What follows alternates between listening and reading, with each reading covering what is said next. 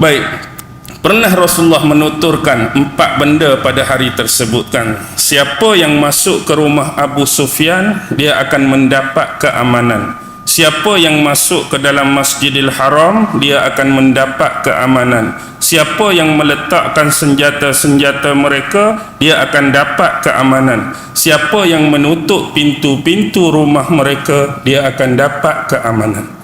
Ini antara 4 benda yang Rasulullah sebut ketika berlakunya pembukaan kota Mekah. Dan bila Rasulullah masuk dalam Masjidil Haram, Rasulullah melihat Kaabah. Dan cerita ni masyhur dalam sejarah, yang mana Kaabah pada waktu tersebut dalam Masjidil Haram ni dipenuhi dengan patung-patung berhala yang cukup banyak. Dan ada riwayat menyebut sampai 360 patung berhala di samping gambar-gambar tertentu. Ada 360 patung berhala sekitar Masjidil Haram dan ada juga gambar-gambar tertentu. Bila Rasulullah masuk ni, ada yang menyebut Rasulullah mengacungkan tangan dia kan, sehingga jatuh, berantakan, berguguran semua berhala-berhala yang ada di dalam Masjidil Haram pada waktu tersebut. Dan ada antara kitab sirah yang meriwayatkan kisah tentang gambar Nabi Allah Ibrahim dan gambar Nabi Allah Ismail alaihi salam. Dalam kitab sirah tersebut, bila Rasulullah masuk, antara benda yang menarik Rasulullah tengok ialah dalam Masjidil Haram tu ada gambar Nabi Allah Ibrahim, ada gambar Nabi Allah Ismail dan gambar-gambar yang lain.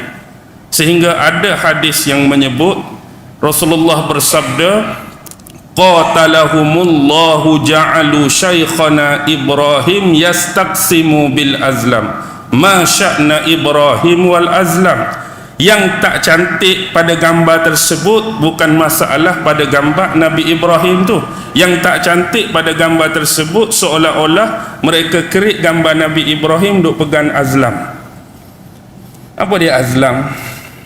Azlam kan disebut oleh Allah salah satu benda apa? Azlam ni macam ni lah dulu.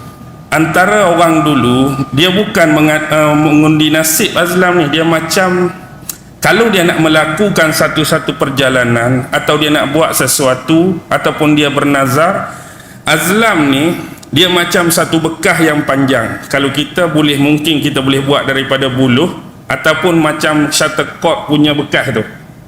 Bawah tu tak ada lubang, atas tu ada lubang. Dalam bekah ni nak diisi dengan apa? Dalam bekah ni nak diisi dengan anak-anak panah. Jadi jumlah yang nak diisi dengan anak panah biasanya 10 batang.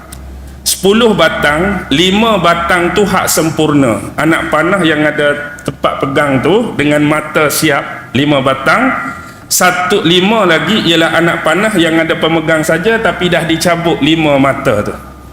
Cabutan yang akan dibuat cuma 3 kali saja. Jadi ada 5 hak sempurna, ada 5 hak tak ada mata. Nak cabut 3 kali.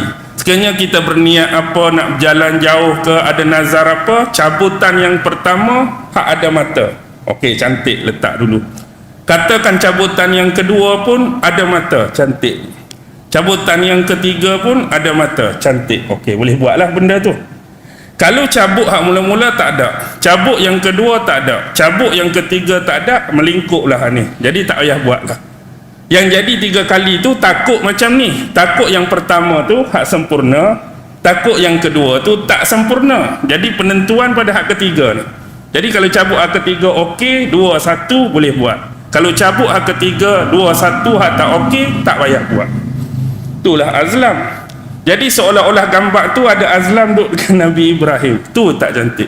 Sebab itulah ayat ni, seolah-olah hadis ni bersabda, semoga Allah membinasakan. Walaupun Arab guna qatalahum. Qatalahum ni kira qatal ni bunuh.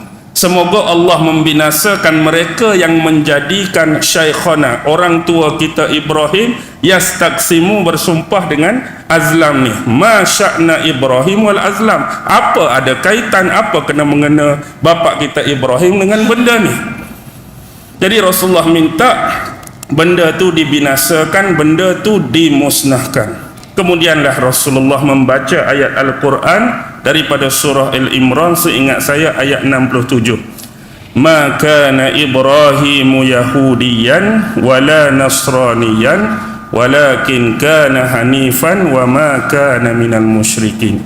Tidaklah Nabi Ibrahim itu seorang Yahudi dan bukan juga Nabi Ibrahim itu seorang Nasrani, tetapi dia adalah seorang yang mengikuti agama yang lurus dan bukan termasuk di dalam mereka yang mempersekutukan Allah Subhanahu wa ta'ala. Dan kemudian Rasulullah membaca satu lagi ayat, iaitu surah Al-Isra ayat 18. Ja'al haq wa zahaqal batil innal batila kana zahuqa. Bila datang kebenaran, maka akan hancurlah apa dia? Kebatilan dan kesesatan. Baik, itu berkenaan dengan gambar. Dan dia ada terjadi satu peristiwa macam inilah diriwayatkan. Wallahu alam lah, adakah hampir semua kitab sirah meriwayatkan kisah ni, tapi saya pernah jumpa dalam 2 buah kitab sirah meriwayatkan kisah ni. Bila waktu malam, seolah-olah tadi semua berhala-berhala dah settle dah, semua berhala-berhala dah dibuang. Bila waktu malam, Rasulullah keluar tanpa pengetahuan sahabat lain dengan sepupu dia Sayyidina Ali bin Abi Talib. Tujuan Rasulullah tu dia nak pergi tawaf di Kaabah. Jadi bila Rasulullah sampai di sana, ada satu benda Rasulullah tengok, rupa-rupanya atas Kaabah tu ada sekok lagi berhala. Atas Kaabah tu ada sekor lagi berhala yang dibuat daripada kaca arca. Baik, dia macam ni.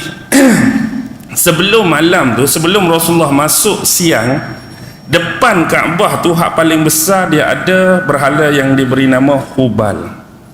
Hubal ni hak asal dulu dibawa masuk, hak start orang nak sembah berhala patung Hubal ni dia dibuat daripada batu akik merah. Dia dibawa balik dulu dalam keadaan tak sempurna.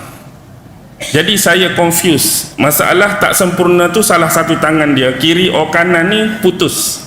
Okey, kita kata yang lain komplit. Kalau kanan tu elok, yang putus tu kiri. Kalau kiri yang elok, yang kanan tu putus, dia ganti dengan mah. Jadi itulah patung Hubal.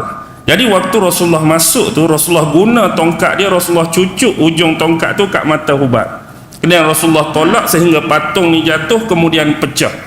Kebetulan belakang Nabi itu ada Abu Sufyan sekali dengan sahabat Zubair bin Al-Awwam.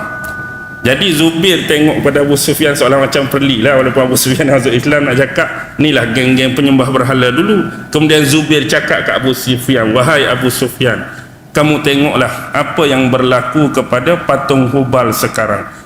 Bukankah dulu kamu pernah memohon kemenangan di dalam perang Uhud melalui perantaraan patung Hubal ni lah.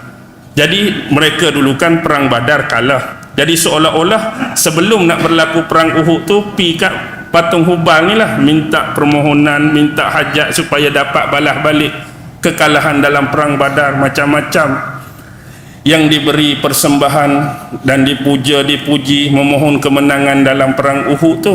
Jadi hak ni hak kamu duk minta tolong dulu, tengok apa dah jadi. Seolah-olah tak ada apa dah. Kemudian bila dia terasa dengan ucapan Zubair bin Al-Awwam ni, Abu Sufyan balas, tu cerita lama, cerita dulu tak payah ungkit lah. Macam kita dah rasa salah dah kita buat dulu, tak nak kata apa dah. Cerita lama tak payah sembang lah. Ni cerita baru pula.